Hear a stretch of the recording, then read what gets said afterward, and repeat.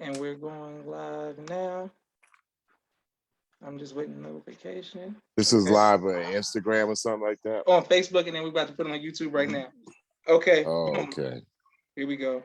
And we are live. I want to thank everyone for tuning in to a very special edition of Off the Record on the People's Podcast this evening. We have an incredible guest with us, none other than the legendary Chuck D of Public Enemy, who's going to give us some amazing information as well as inspiration. First of all, how are you doing, sir? Man, it's a busy time. Very busy time, and fortunate to be in this busy time doing busy things. So, we seen the world flip, upside down and over again, and over and across again. So, we've made up. People have been forced to make their adjustments, no matter where they're at in the world. And I've done a lot of things in art and literature and stuff like that, things I was spawned out of. So that's important. I sequestered inside myself. And I've always been that type of person, but especially in this time, well, we've seen a lot of adjustments of people staying on the inside and outside trying to figure it out. I was able to do a lot of creativity. Okay, great. Yes, sir. We definitely have some questions about your artwork and things like that.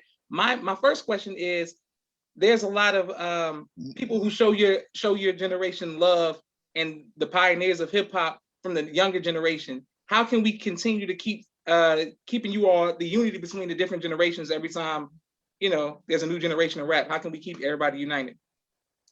Well, you want to be able to tell new gens, and I'm saying new gens like the new generations, that Yes, sir. they have accountability and responsibility to people underneath themselves. So if they can't connect with people underneath themselves and they use youth as an excuse, then they got to accept that's a pattern that we got to somehow break. I don't think we can use youth as an excuse in anything that we do, because you could take and learn management and mastering a certain task or whatever at any age, especially if you pass the age of 10. But in these societies, they tended to want to let young people use the excuse of youth to not have competition with old G's and old heads. So they'd be like, okay, you too young for that. But if you teach them, you'd be surprised how well they would flock and take on to leadership and even being able to cover that task. I mean, in the United States, they eventually had laws against people underneath the ages of 12 working in factories and designing and working on the fields and farms and stuff like that. And that was an automatic thing in the 1800s, 1700s, and I ain't talking about slavery. Yes, sir. So I'm talking about like um, the youth. When you tell the youth that they have accountability and responsibility too at an age or whatever, and understand that their stages are like a ring of life that's given to them, that the guys that be, they call it the present, you know what I'm saying? So that's the present, you got to treat it like a gift, and you act accordingly. You show appreciation to it. So that's how you separate the differences in the youth, as that you kind of like give them responsibility, give them accountability, and tell them that, okay, you want this, then yeah, you can have it if you take care of it and manage it. So that's a good thing. I think the movements that have been, and the questioning a lot of things out there, and the curiosity of what we have in society. I think the young movements who feel that the old answers ain't sufficient, um, they've taken upon themselves to be able to figure it out, a lot of it. And also, our old head has got to be there to say, look, understand your energy, because you ain't going to match young energy, especially 30 and under. You're not going to match that energy. But that energy is unbridled. It's all over the place. And the old head's got to be able to say, if you can match some of the energy and a little bit of the patience to see if we can plan this thing together, my experience where I it's not so much an old head's wisdom and mind, because that's subjective, right? Yes, sir. But the old head's experience if he's able to convey that experience to a young head, like, man, I suffered, man, 10 years for doing that. You don't want to do that. You know what I'm saying? That cuts across, because that makes the shortest point between two lines. And the young head is like, okay, yeah, I didn't want to suffer those consequences that old head taught me about, so I could get ahead to where he probably did or she couldn't get to. So that's helpful. So that narrows the gap between the generations, in my opinion. Absolutely. Thank you, sir, and great answer. And thank everybody who's on Facebook watching. I can't wait to put this on YouTube. My sister Miriam sends the greetings. My next question for you, sir. My next question for you is, with the new generation, a lot of battle rap, a lot of beef, beef on the record and outside of the booth. Your time period, it seems like I don't know too many beef tracks or diss tracks the Public Enemy did. How were you all able to survive without violence and just being, focused on, positivity? How are y'all able to do that? Oh well, we had a crazier enemy, and that was the powers that be, man. So it wasn't like somebody down the block that looked just like you. It was the thing that was able to just totally collapse systems, and and their game is not with a gun. Their game is genocide. You know what I'm saying? So we would always had that same beef, but we had a beef at something else that was, that lurked around, our demise, and we kept going at that. So basically, you had to knock it down to just spitting rhymes, man. I'd rather have my rhymes against, the adversarial unseen, or even the seen. You know what I'm saying? Yes, sir. And you go at that with the same spit and energy, but then everybody said, well, yeah, he ain't talking about somebody like that looked just like him, or just like, the average day common person, because everyday common person is the result of their teachings anyway. So you can spend all the time you want swinging on the lower rung, man, but that's futile. You want to go for the cause of the effect. You know what I'm saying? You want to go at the top and say, this is why we act the way we act, and this ain't coming from us, but this is coming from that. So I'm gonna attack that. To most people say, you swinging at a ghost, but people praying to a ghost. So I mean, what? Yes, sir. And so many people are showing you love, sir. Yeah, some people showing you love. Thank you all for continuing to like, share, and subscribe to people's podcast. I want to speak about your music videos and being so ahead of the time. As I go back and watch, both of my mother and my father would always play Public Enemy videos, but looking at Can't Trust It and Fight the Power and Night of the Living Bass Age, there's so many of your music videos. How were you ever nervous that you would be blackballed or Public Enemy would be, ostracized from the community and outside of the community for making such strong political statements visually? You mean white ball? Yes, sir. White ball. Yes, sir. Yes, sir. White ball. We are from Roosevelt, Long Island, man. So we always felt that we had our whole town with us anyway. So it wasn't one of those things where, we're gonna speak like we moving in our town. So that's gonna be that. We didn't beg the industry. I got my recording contract, and they asked me, Rick Rubin asked me for 2 years. I told him no. And then finally, when I saw that it was a thread to get everybody put on, even that didn't, I was doing the records, and as far as my voice, and then I brought in Flavor. Flavor didn't even have a designation, man. He was like, they were like, well, he's not a rapper, he ain't an MC, he don't sing, but why is he gonna be there? I said, well, he's just that Flavor, you know what I'm saying? And, but from Hank and Keith and Griff and we brought our whole, it was a sum of many parts. So they couldn't stop the bum rush. Bum rush, the show actually was when we threw those gigs out in Long Island, man, and not everybody could actually pay that expensive price, especially on a gig that they didn't want you to be in there in the first place. Yes, sir. If that side door had one little crack in it, one toe in it, it had about 100 cats at the door. That's what you call bum rushing, because poof, they in there, they in the middle of the party. So that's how we did to the record industry, where you say, you know what, you don't want us in the industry anyway, so we're gonna just bum rush it. Okay, great. And when you wrote one of the songs that I often listen to, I got a letter from the president. You know, you're writing stuff Mm, like this. And yeah. did you ever fear for your life? Think that people were trying to attack you all physically? No, we listen, man. You feel for your life if you in the hood, and you feel for your life more in the hood in the 1980s with drugs and guns infiltrated in there more than you did in the world. I mean, in the world Okay. wasn't nothing compared to like the uncertainty in 1983 of somebody just coming up to you and taking what you got on, clothes, and robbing your car or something like that, man. So that danger always lurks. So you know how to play against that. You know, you don't go in corners all high profiling. You know what I'm saying? You Yes, know, sir. you lay low and you do in the shadows. And when it's time for you to, you know, to be out there, you out there. You know what the terrain is. The same thing we did in music. You know what I'm saying? We wasn't just out there, just like, you know, just creating. We didn't create a fracas. We just spoke for ourselves and said it was a beautiful thing back when people said that, you know, it was ugly. Mm, You know what mm. I'm saying? Yes, sir. Yeah, I mean, I come from the 60s. So in the end of the 60s, my first decade of living, man, we went from Negro was on my birth certificate. We were colored in the middle of 6 to 7 years old. And all of a sudden, by the end of the 60s, black was not only just black, which was a curse word in the 50s, but black was beautiful. So I never got the black was beautiful thing out of me. Mm, You know what I'm mm. saying? Never, I mean, black was beautiful. You know, and you know, I was raised by parents that said, you know, like, you know, wherever you go, you stand tall, you know, you have your head held up high.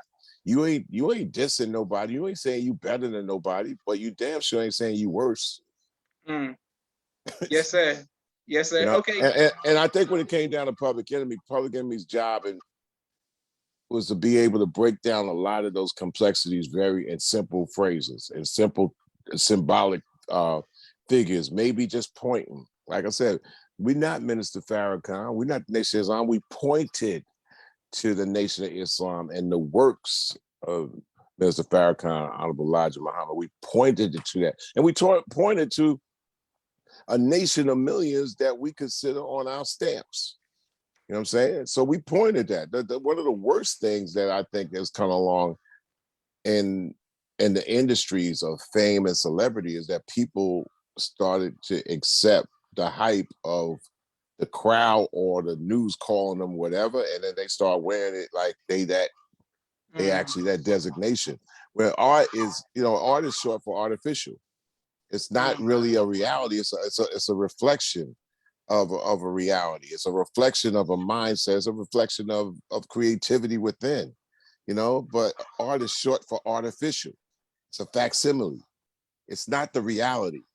But you know, when you don't have your realities in check, bro, then you could get lost between the two. And this is what we've experienced, especially seen over the last 30 years, especially in the oncoming metaverse, social media, yes, sir. and the internet. And, you know, and the internet is a 22, you know, 25-year machinery on the public. So a lot of people feel that they don't have their realities. And when you don't have your realities, that means the fantasies world could get sold to you real quick. Matter of fact, you'll end up going to the fantasy world to try to buy yourself back.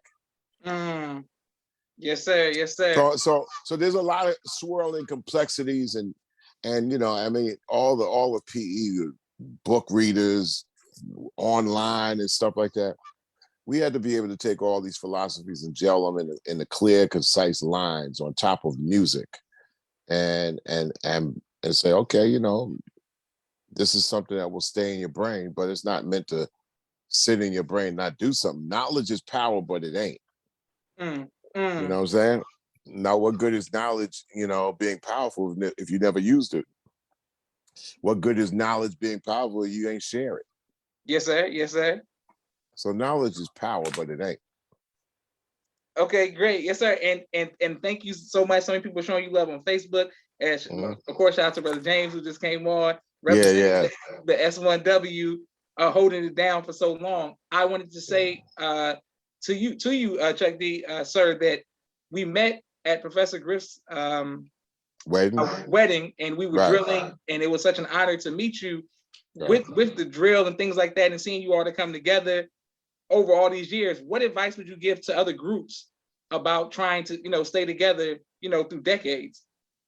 Well, in every group, there's a pecking order, and and everybody knows their role in place. And sometimes everybody doesn't have equal roles, and everybody has a role to fulfill. It works like a family structure in many ways. And leadership starts from the top. If the top is shaky, that means the bottom are going to rebel, especially when you're dealing with a lot of people. So you want to always be concerned if somewhere around the top that the formation of it, and those are always go like, I mean, it's just like a lot of families. There's love, but sometimes it ain't like. Yes, You sir. know what I'm saying? Yes, sir. It's Yes, sir. love, but people like, straight up for this time period, I just don't like you. I mean, and that's real like families, but it also takes the leadership or the head of the family to bring people together. All right, y'all hug, y'all make up, you know what I'm saying?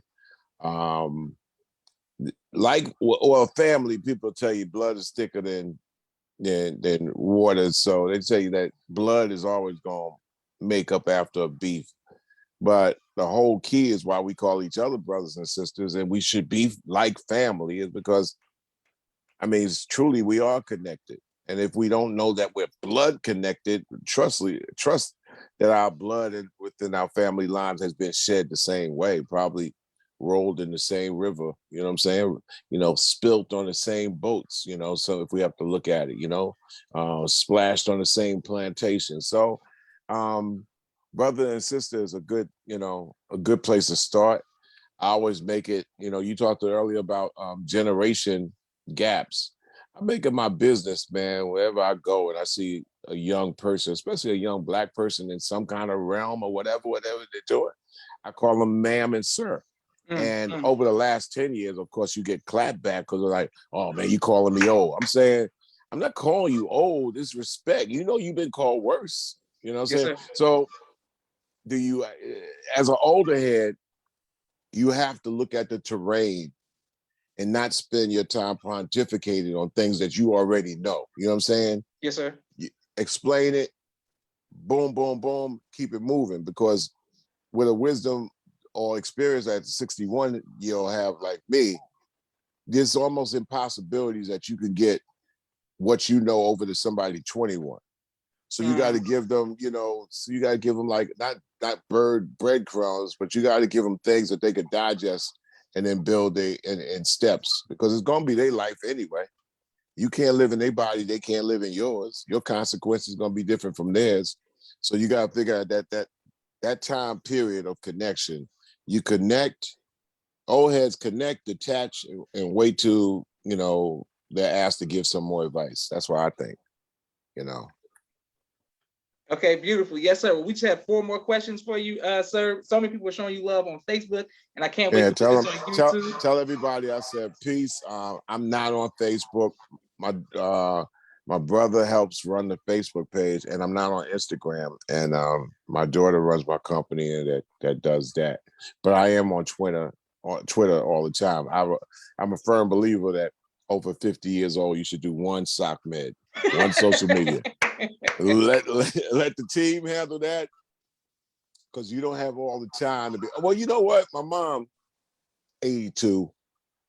And so it's a thing that, she feels that she could be involved with her Facebook and all that stuff, and then gets into, vehement exercises with people online and stuff. So she got the time. I said, as long as you got the time to make you feel good, you don't want to get into social media, into the metaverse, and start treating it like it's a reality, because that's what the design wants you to believe. They want you to, pray to the laptop, pray to the phone, put your prayers on the phone and it will take care of you.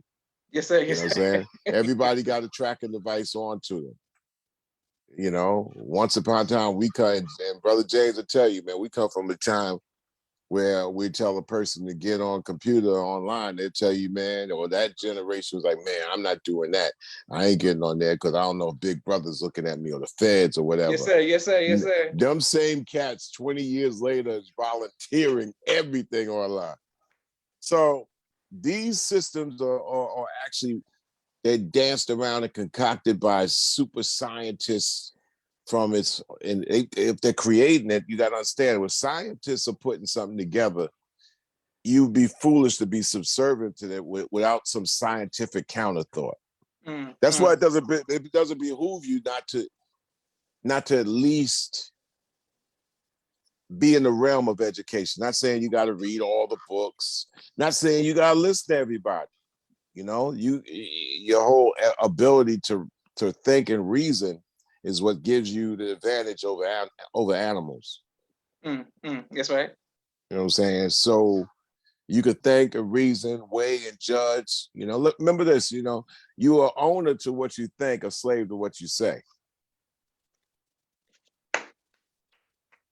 Once it's out the bag, man, you know, especially now, once you press text, or send or all that, you know, like, oh man, it's like trying to catch a comet. So, you know, since it's, you know, trying to catch a comet, then you try to at least manage your comments. Yes, sir. Okay, great. And okay, sir, we got a few more questions for you, but I just want to do a quick 60-second commercial break for all of the sponsors of the People's Podcast this month. I want to thank everyone who continues to like, share, and subscribe to the People's Podcast. Hold on, here we go. All right. Boom. Okay, I know this is 1 second. And thank Brother James for putting this together. This means so much to me. I want to yeah, we got to thank Brother James. Brought to you by Brother James Norman.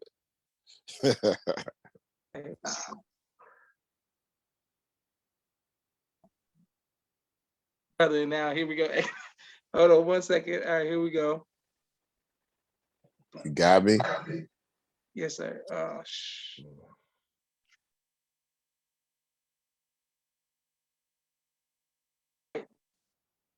Hello. You got me, Brother Josh? I ain't going nowhere. I mean, I got a session, but I'm not going nowhere. I'll finish you totally the way you need me. Yes, sir. Yes, sir. Can you hear me? Can y'all hear me? Yeah. Yes, sir. You looking okay, good yes, and sounding. You looking good and sounding better. Okay, thank you very much, sir. All right, here we go with the sponsorships. I want to make sure. Oh my goodness. All right, here we go. I want to start with my brother's company, Rashad Street Premier Media Production. He has a 4K camera. He does drones, television, and film editing. Thank you very much, sir. I want to start with my sister Miriam's book, ABC I Love Me. It's a children's book and coloring book. Thank you both. Thank you very much. My sister Naima, Stay on Point Dance Academy. She teaches ballet virtually to young girls all across the country. All right, here we go. Come on with this, the commercial acting up right now. All right, here we go. Also, all right, boom. All right, I'm not going to, we're going to come back to the sponsorships because I'm not going to get frustrated. All right. Don't get frustrated, Brother Josh. Don't get frustrated. The Wi-Fi, I don't know what's going on with the PowerPoint right now. Nah, don't worry about it, man. Let me tell you, artificial intelligence will not get any dumber. So, you know, you just ride with it, man. Yes, sir.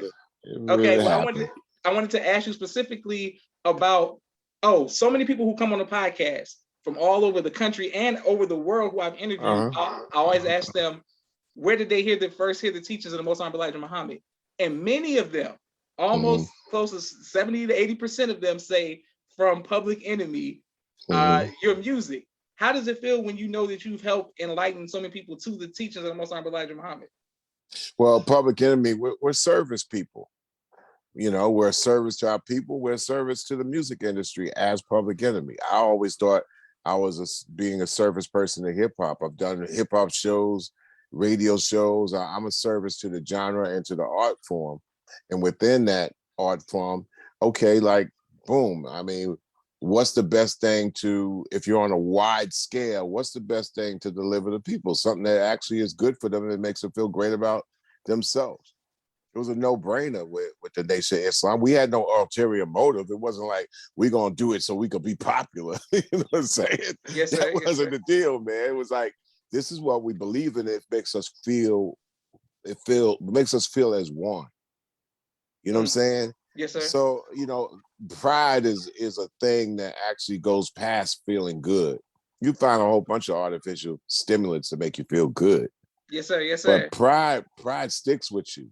You know what I'm saying? So that's where that came from. It was like a no-brainer, and we wholeheartedly believed to the last, emotion that what we were saying was good for us and also good for us. You know what I'm saying? It was Yes, sir. Yes, good sir. for us. And especially back in the last century, especially, man, everything was coming at us about us that wasn't from us, dissing us. You know what I'm saying? Yes, sir. So you gotta learn how to block and deflect, and also you could turn it around and be like, okay, you threw a snowball at me, but I turned it into a milkshake. You know what I'm saying? Mm-hmm. So, and that's what art does. See, we had the advantage of art. It wasn't like we was in the battlefield with guns and stuff like that, because Yes, sir. that's a whole nother dynamic there that we tell people, like a mind revolution. We say you'll be hated more just by the fact that you're able to feel great and you could acknowledge yourself. Once you acknowledge yourself, then the real haters come. Yes, sir. Yes, sir. Yes, sir. Can't be talking about somebody hating on somebody because they got a car or sneakers or something, like, or a hat. Like, nah. The real hate comes when you are really sure yourself and you show love. You Yes, show sir. when you have knowledge of self and you spread love, man. I mean, then they drag Jesus across the road for that. It's like, he's showing love, and he has a knowledge of who he is, and where he comes from, and what he's assured about, and his practices. You know what I'm saying? So with that, everything else is a step down, brother Josh. I mean, you don't stand up for something, you fall for anything. Yes, And sir. back Yes, to sir. back to the original questions, it's like, you know, we should also be appropriate with each other's generations, because I mean, let's keep it real. We adults in the adult world, we have our own thing. But I think once we are in the public on the outside, and we're engaged with different generations and different people, you got to put on kind of like your that presentation. It don't mean you fake. Some things ain't meant to be in the outer world. Yes, sir. Some Yes, things, sir. man. I mean, behind closed doors. That's what adults do. It's like, you know what? Take that, whatever you doing. That's whatever you doing, whatever, and just take it behind closed doors. Mm. We ain't got to be subject to that. If it's in the arts and stuff like that, then let that be in that circle. You know, if that's the language that's in a pool room, let that be in the pool room. Yes, sir. Yes, sir. But the internet has provided that area where all the walls come down and all the boundaries come down. So now is a possibility to have twerking and champagne in a sandbox. Yes, sir. Now, Yes, now, sir. now, let twerk be what it gotta be in its circle, and let the champagne be where it is in this club or Yes, whatever, sir. Yes, sir. Yes, sir. and leave the sandbox out of this so the kids could play. But everything, everything just because it means that everything goes. It's like that's something that we could repair. And you know what? Putting everything back in its cubicle. Yeah, you know what? Okay, that's the gangsters over there. You stay over there in that corner and you figure out. And y'all, you know what I'm saying? Then we got the clubs over here and this type of club over there. Keep those in those corners. And so I just think that once everything comes out into the wash, into the public space, and you got people actually making judgment calls on our inside, that's never is going to be. It's never going to be great. It's never going to be a good turnout. It's going to come out of the wash in the point that somebody is going to judge you from some area that they didn't need to be messing with in the first place. Yes, sir. Well, speaking of that, I saw some of the, your people in cancel culture, and you having to deal with that with social media and people. How do you handle people who misunderstand you on social media? How do you handle that? By turning your phone off. I mean, but see, I come from a time where they didn't exist, so it's easy for me to cut it off. I didn't come from a time where I grew up alongside it or grew up after it was already invented. So its ulterior motive was already to sweep you into what it was designed for. And we could say the human mind is powerful, but the mastering of the human mind hasn't been reached yet. Yet the mastering of machinery and the philosophy behind the machinery, the building, and what it's supposed to actually take and replace is another science. Now, if you disregard science and all those other things, you just want to keep it plain and keep it to the, keep it to the corn, then you're going to get got by a situation that's thinking for you and moving for you and doing everything for you instead of you figuring out how to manage your own mind to be able to be on a trek of, you're not going to master anything, but you can manage everything. You know what I'm saying? Mm. And good management is like, you know what? I can't do that. Yes, sir. You know what Yes, I'm saying? sir. I got to get somebody else to do that one because I can't do it. That's management. It's like, and you don't measure intelligence when people are gifted in different areas. So you can't say that person's smarter than this person. Well, that person could fix a car, and that person over there can probably design a building. It's like, yo, man, it's two areas, man. But Yes, sir. the internet has allowed everything to be bleeding into the narrative of whatever happens on that moment to trend. And that you gotta combat it with senses, because we're entering a time where people have not only lost their senses, but they have volunteered them away. Mm. So once upon a time when I was growing up, it was normal to have your senses in check. And that's what people call it, common sense. Yes, sir. Yes, sir. Yes, sir. But with a 25-year period, sense has been flipped from being common.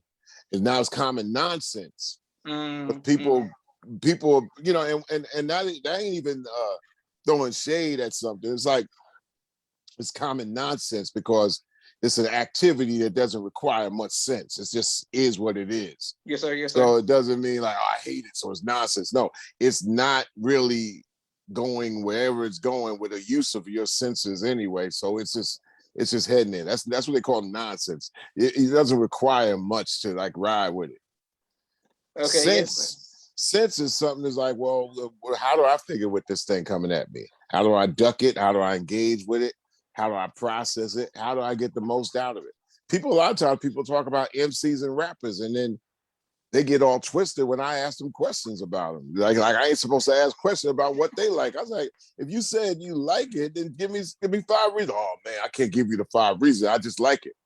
I get that, but it's also should be something when you talk about arts, although it's subjective, is that you should at least learn about or like to learn about something that you say you love. Just don't make, what they call like branded stenciled statements because somebody else is saying, like they used to call back in the day, monkey see, monkey do. It's like, Yes, sir. like Yes, sir. Yes, eight sir. people, eight people put up their hand and somebody don't want to put up their hand because they outnumbered.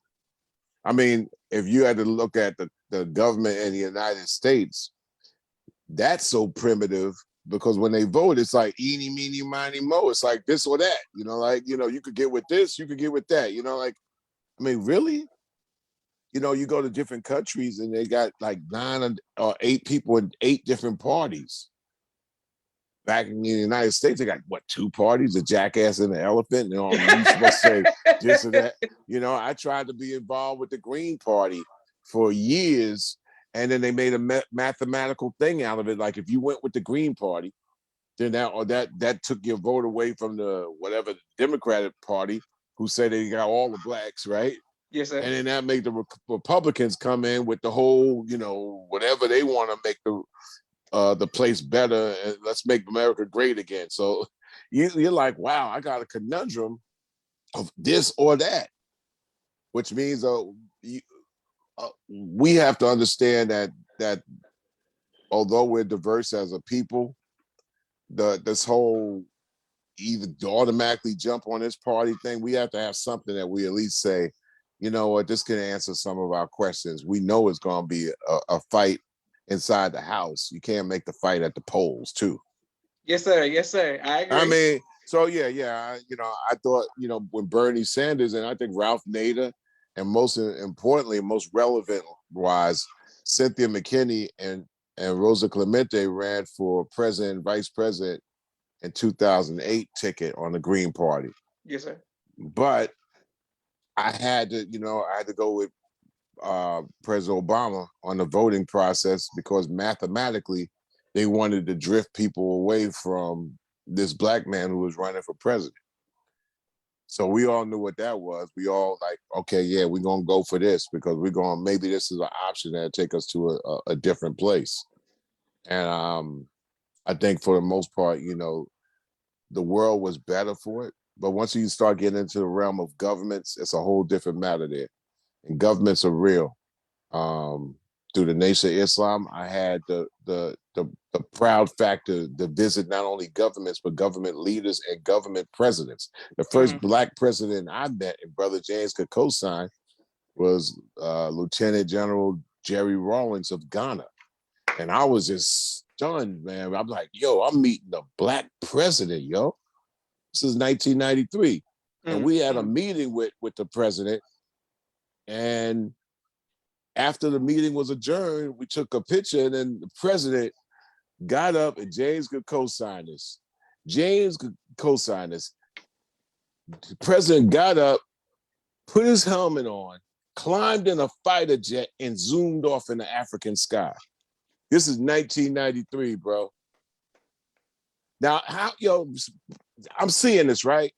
I mean, zoomed off and like got in there, started it up like it was a Honda, bro, and shot into the beautiful African sky. I'm like, after that, I was like, yo, man, don't tell me how large you are. I don't want to hear about no large movie star, rapper. And even when I hear about a president, I ain't seen a president do that. I'm Yes. like, so I was like, as far as anybody impressing me after I saw that, and I lied to you not. So Public Enemy has a lot of experiences like that. We went down in Dominica and met with another black president, Rosie Douglas. Mm. Mm. Mm.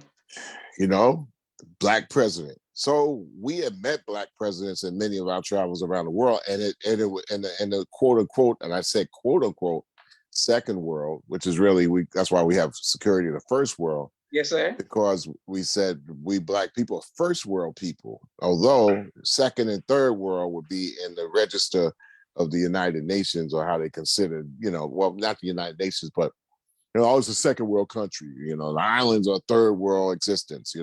So we wanted to counter, that with some vernacular that said, we first world. Yes, That's sir. where S1W comes in, security of the first world. Yes, sir. So yeah, so that's where all that stuff comes from. We would change things around that people would where we thought were derogatory, and change the symbol up and come with a song and come with imagery that would flip it. You don't have much time to play around. So you go on making these things simple, plain, to the point, and keep it moving. Wonderful. Yes, sir. And we have 3 more questions for you, sir. Thank everybody who's showing you so much love.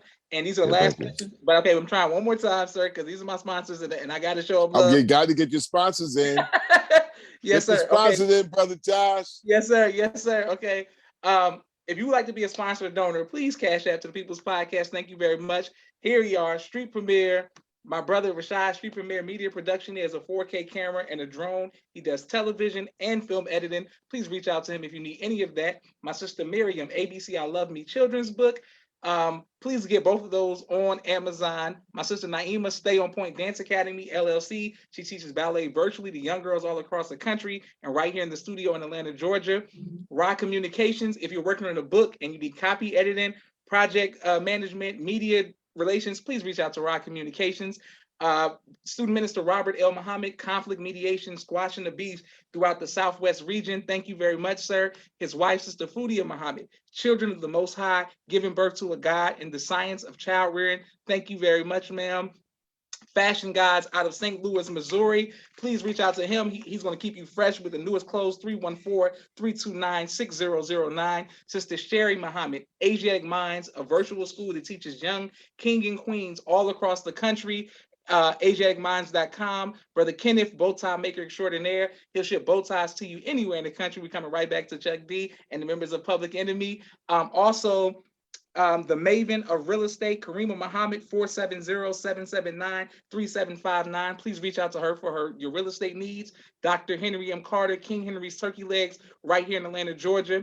Brother Rashad Muhammad, COVID-19 disinfecting cleaning services out of Chicago. My father's book, A Soldier in the Movement of Christ, AbdulSharif.com. And last but not least, my two books, Cleopatra, which is a children's book, and No Father, No Excuse, both of which are available on Amazon. Thank you very much. Right back to the legendary Chuck D himself. All right, here we go. Boom. Sir, now speaking of my father, we spoke earlier before we went live about him giving you the greetings and you knowing him. What was it like knowing him, like, in his younger days? What was he like? He's still in his younger days. That's the amazing thing about him, right? Captain Sharif, man, Yes, Supreme Captain. yes,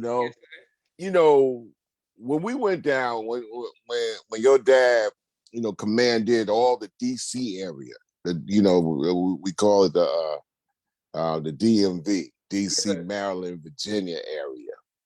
That was an area, it still is an area, of course, that Black folks were making moves and they were doing things, but it was kind of fragmented in a lot of ways because there's so many Black folks up in there. And that Nation of Islam took on a lot of the difficult areas, and they took on a lot of the difficult relationship between organizations with each other. And they were and still are, sort of like a glue, a connecting point. Everybody felt that, yeah, they might have had their different philosophies, their different shops, their different thing, this and that. But the nation was, especially in the 80s and the 90s, they seriously brought everybody's, role ideology point to a common point. If there was a performance that Public Enemy had to play at Anacostia Park, Nation was there. They also supervised it. I mean, the Nation single-handedly stopped DC from really being a wild out place. We're gonna have all these ills and whatever going down, especially the closer you got to the nation's capital, the crazier it was for Black folk for some reason.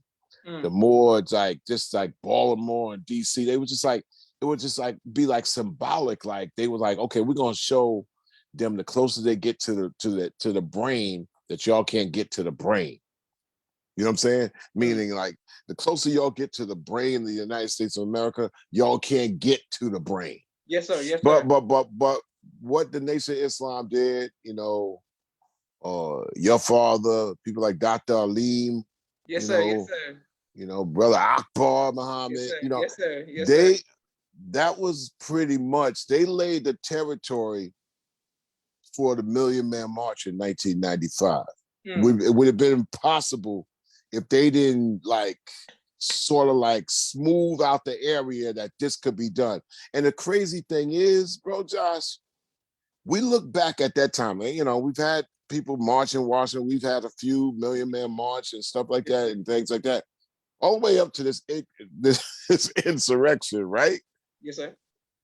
Which was the total 180 degrees antithesis of that day in 1995 when the Nation of Islam, headed by Minister Louis Farrakhan, went there and spoke to the world and said, you know what?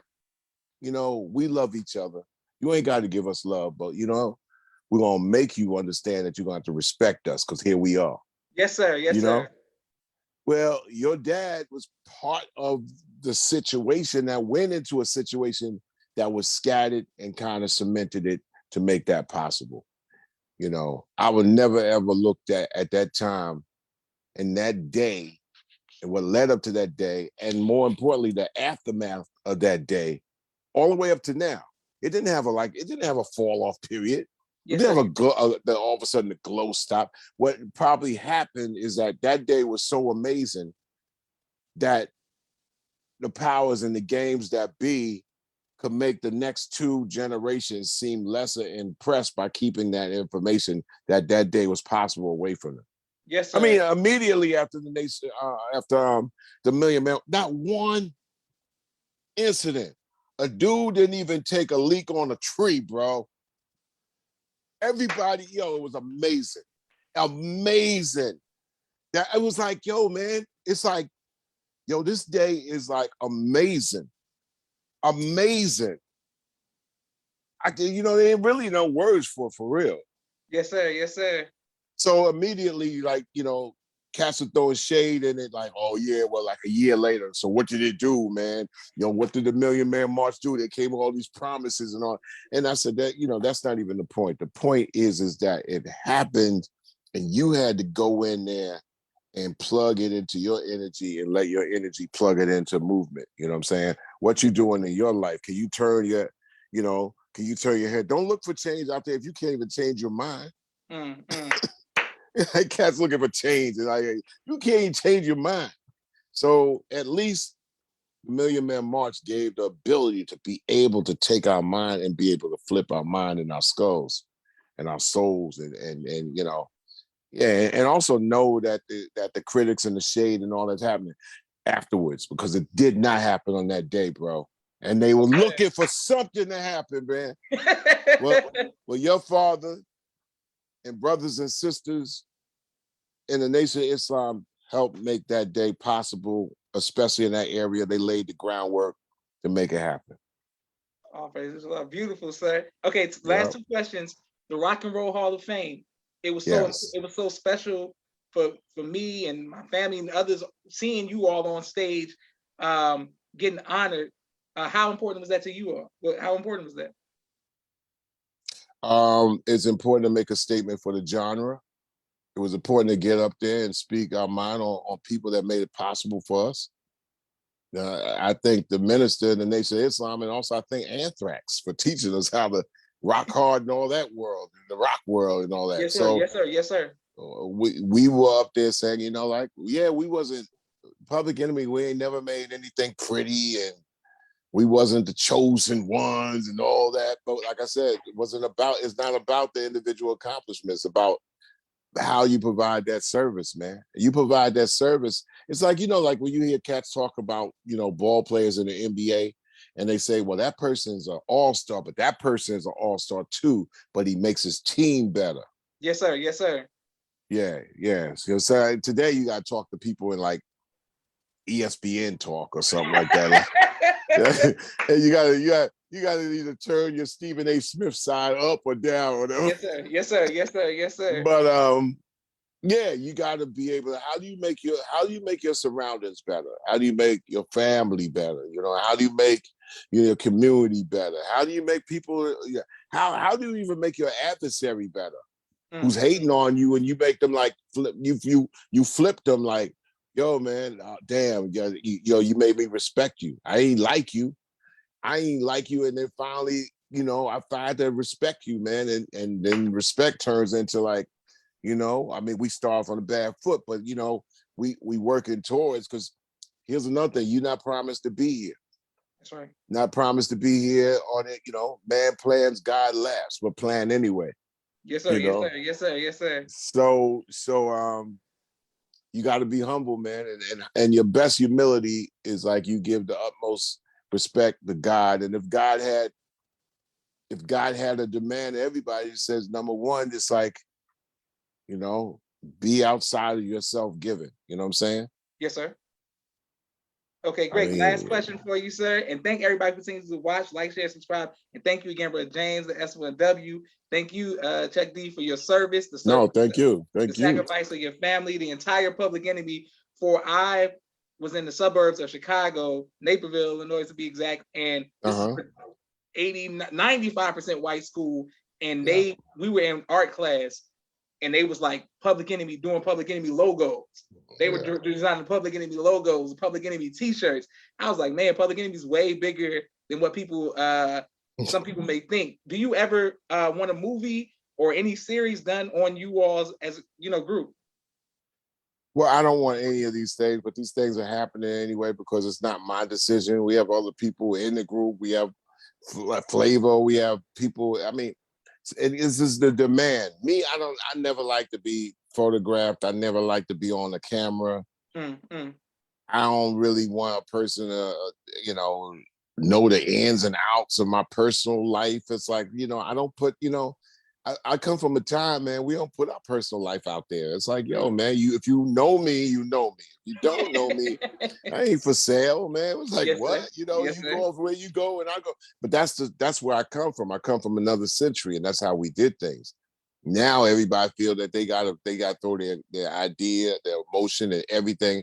And now everything needs a biopic because people don't want to be able to read a book. And the beauty of a book is that when the grid goes down and you don't see the words change, is that the book stays the same. Mm. You could, but see you plug it up with your eyes or your mind. It's different from everything. That's a rhyme. You plug it up with your eyes or your mind. It's different than what's online. So online you could play 3-card monte on people's beliefs. You could say, now you see it, now you don't. New York City has the slickest cats, man, back in the day, man. I got 3 balls in my hand. Now you see it, now you don't. You follow the red one, the red turns into the blue one, da da da da. And you know what? That's what the internet is. That's what online is. Cats playing because people listen with their eyes right now. Matter of fact, people listen a little bit too much with their eyes. So you got to kind of speak to them. But if you speak to them and you tell them one thing and you do it like this, the razzle dazzle, you could get them to fall for it. Yes, sir. Yes, sir. Yeah. I mean, that's it's like old game and new technology. And once you get an old gamer with the new tools, they always gonna get somebody young because they see them coming green and naive. Yes, sir. They might know the technology better, but they don't know the game. So cats could be like Flash and Dash and they get hustled to be like, yo, what the? That's what I'm saying.